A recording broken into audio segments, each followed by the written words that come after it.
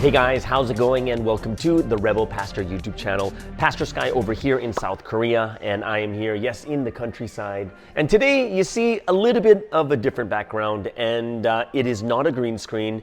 This is an actual cafe that I'm in. It's a brand new place, just opened across the street from my house. I decided to come in. It's open early, like in the countryside.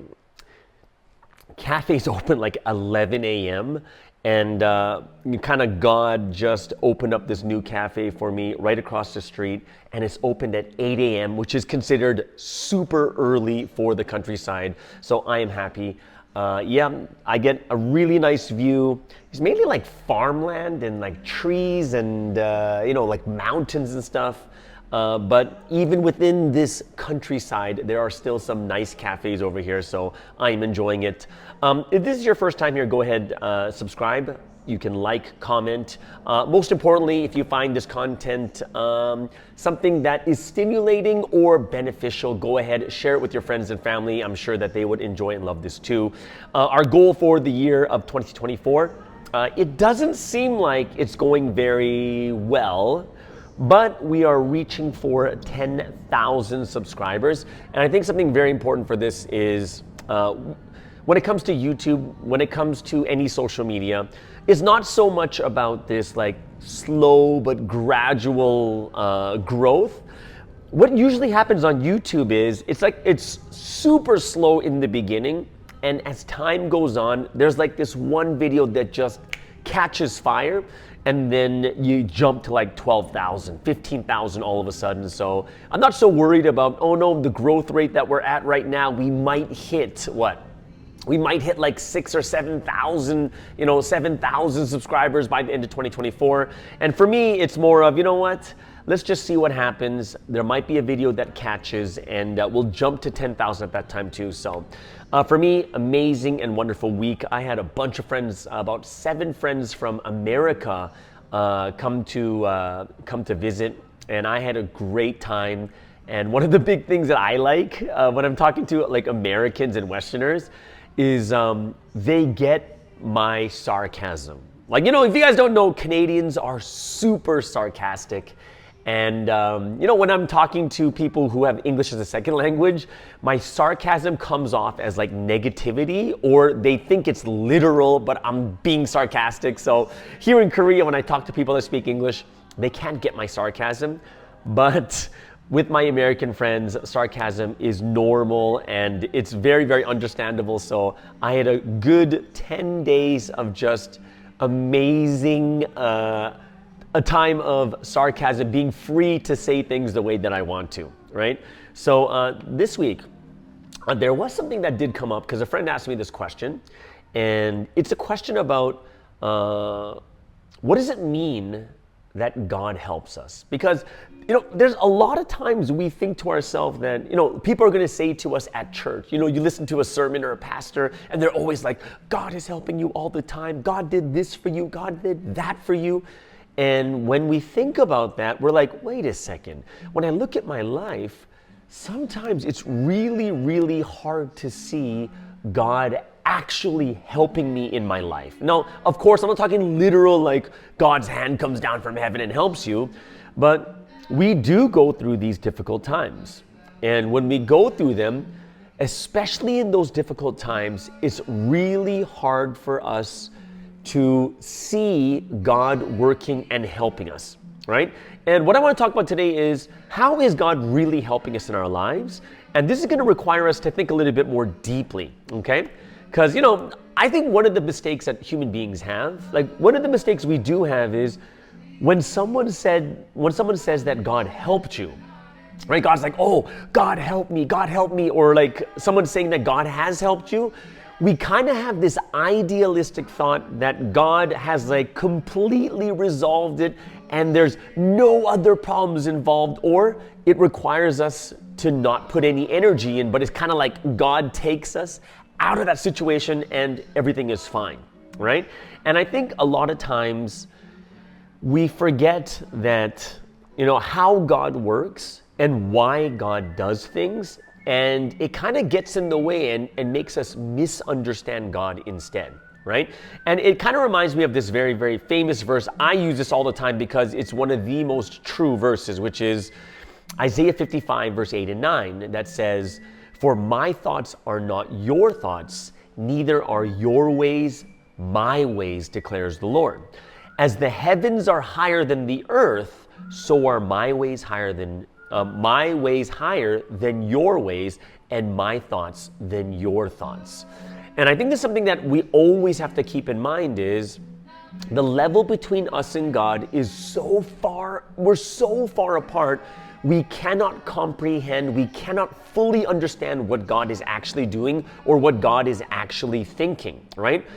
If you really compared us to God, how low are our thoughts? It's so low that you even if I said God's thoughts are trillions of times higher, even that is not enough for us to understand, right?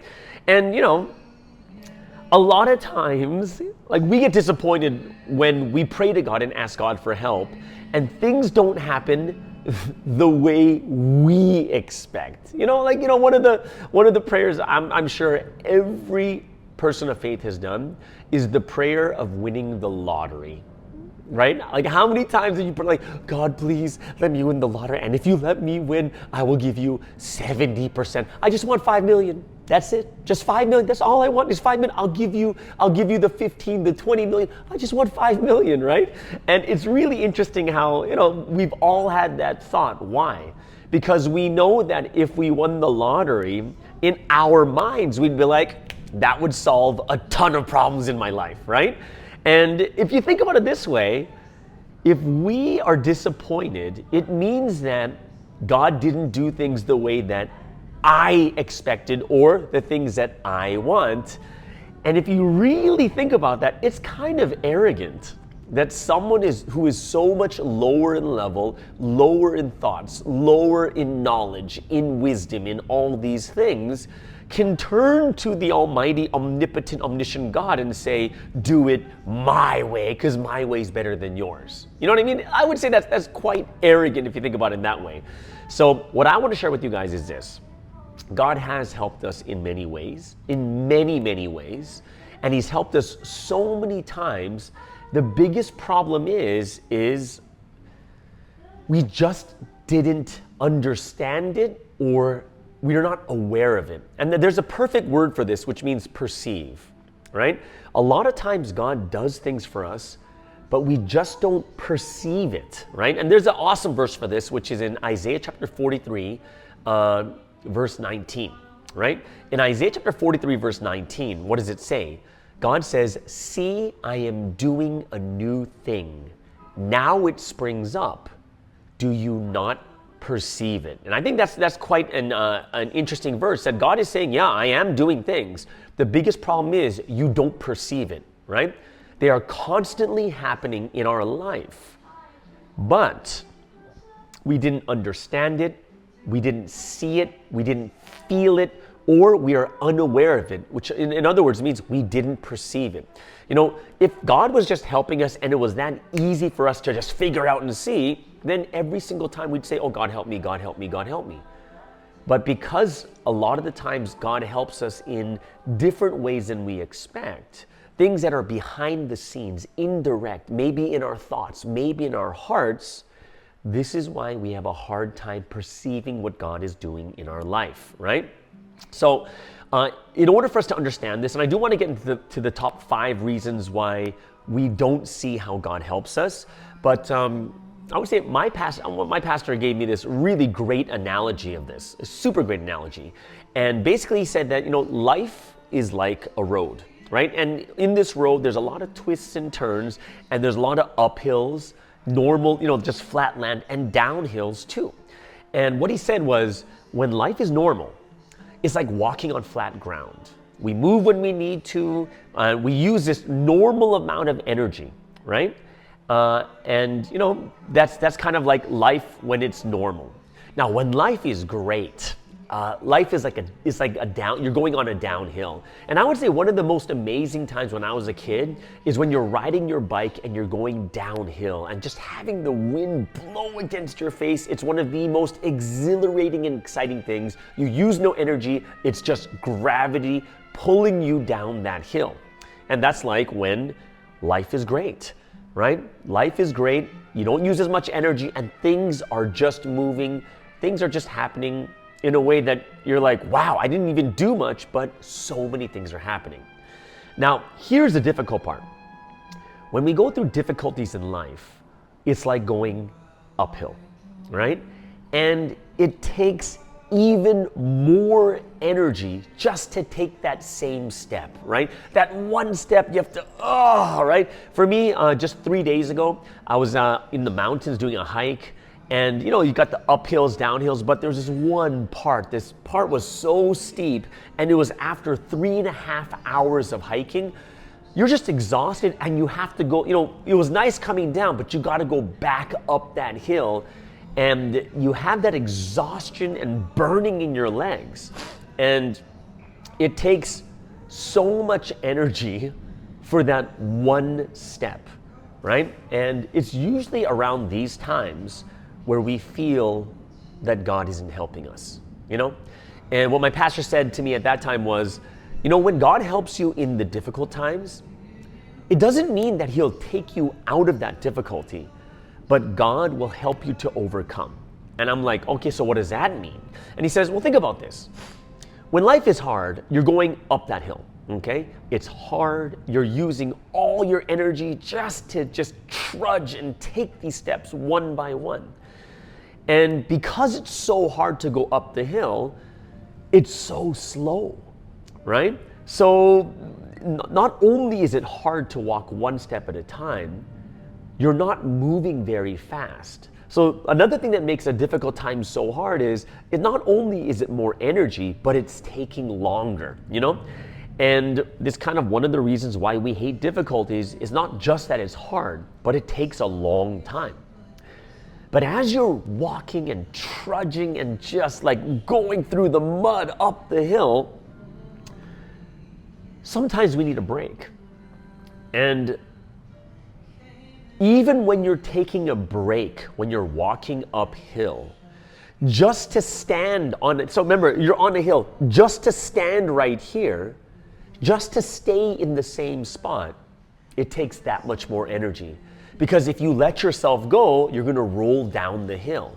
Just to stay at the same spot requires even more energy than when you are on flat land or when you are going down a hill. Right? And it requires energy just to stand. Just to rest, you need energy. And here's the thing. In that difficult time, right?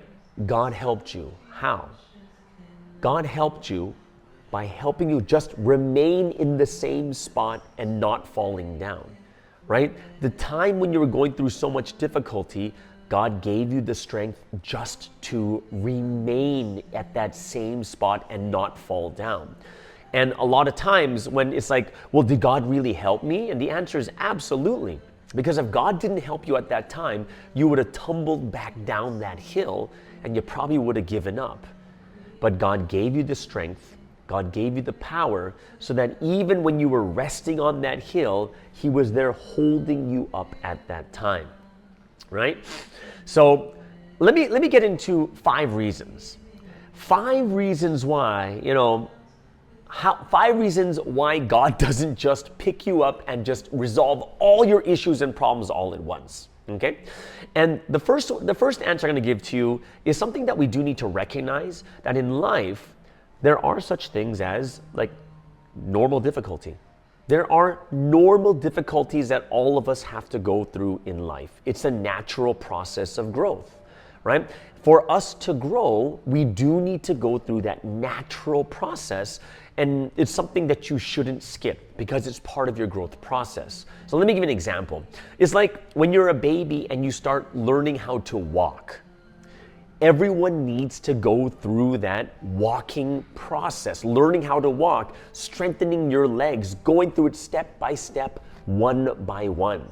And what we need to realize is this is what we really need to do, is we need to learn how to walk. We need to stumble every once in a while. We do need to fall over and get back up, because this allows us to strengthen our legs and helps us to learn coordinate so that we can walk skip, run, and jump when we get older without any problems.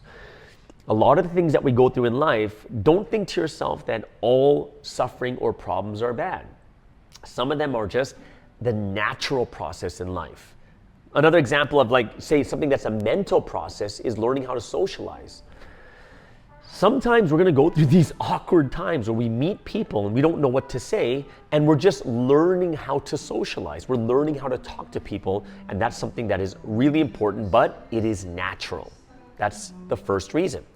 The second reason is we need to understand that we are not the only person living in this world. There are 8 billion people, and you are one of them. And guess what? Of the 8 billion, how many of them are crying out to God? How many of them are praying? How many of them are those that God is also trying to help too? God is dealing with 8 billion, but we're living only thinking about ourselves. And then we're saying, well, God, why can't you make this and this happen? Why? Because we are overlapping and our lives are crossing with many other people in the world. If God only thinks about just you, then it's going to be terrible for other people who are praying just as earnestly or even more earnestly than you, right? So God is not just thinking about you, He's thinking about 8 billion people at the same time, and we are all crossing and interacting and mingling in our lives too. So God has to think about those people also.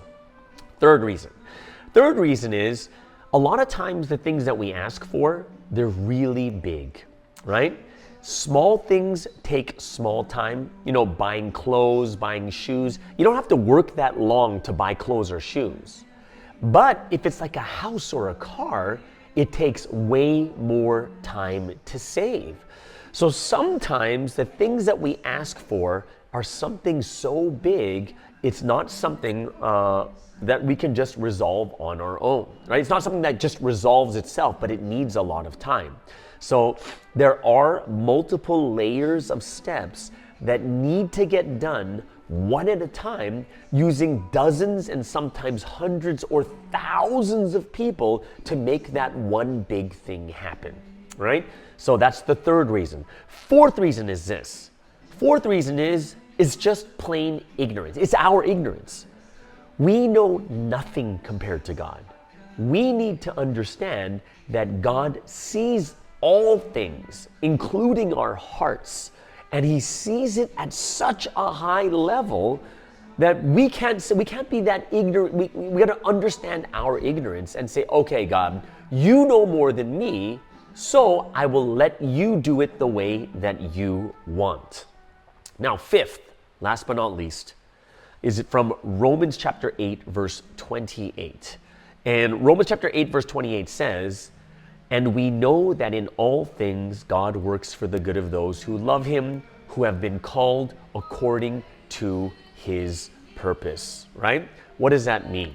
It means that we need to trust in God, this loving God, this God that loves us so deeply, and we love this God so much, and we need to trust that if God truly loves us, He only wants better things. He's only planning better things for us in the future.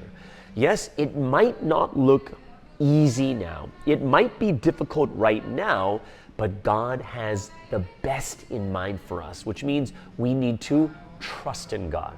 Trust that this God that not only just knows more than us, but He loves us. And because He loves us, He's only got good things planned for us in the future too. Okay? So those are the 5 reasons why God doesn't just get rid of all the problems or all the difficulties that we have in our life, even though we're praying so much. And I hope you guys keep those things in mind as you go through your life of faith too. All right?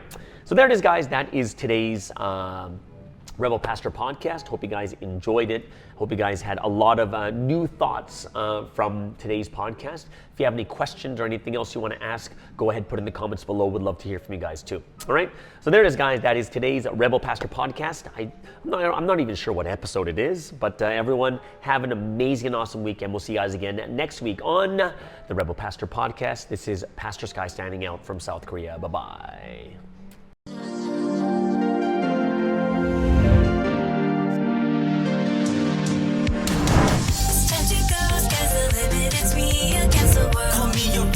never settle.